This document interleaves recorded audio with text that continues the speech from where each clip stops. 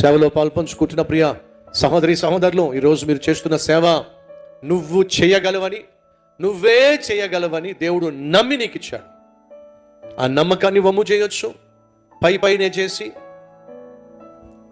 నిర్లక్ష్యంగా చేసి, చెయ్యాలి కాబట్టి చేసి, లేదా దేవుడు నన్ను నమ్మి ఇంత గొప్ప పరిచర్యలో బాధ్యతనిచ్చాడు కాబట్టి ఆయన నమ్మకాన్ని ఘనపరుస్తూ శక్తి వంచన లేకుండా దేవుడు నీకు ఇచ్చిన పనిని 10 మందికి ఆదర్శంగాను, ప్రభువుకు మహిమకరంగాను నువ్వు చేసి దేవుడిని గణపరచవచ్చు. నువ్వు నేను మన ఆత్మీయ ప్రయాణంలో చివరి దాకా నిలబడాలి. ముందుకు సాగుతున్నప్పుడు తప్పటడుగులు పడవచ్చు, ముందుకు సాగుతున్నప్పుడు పాదాలు తడబడవచ్చు, కొన్ని సందర్భాల్లో జారి పడవచ్చు, కానీ వెనక్కి మాత్రం జారిపోవడానికి వీల్లేదు. ఖచ్చితంగా నువ్వు ముందుకే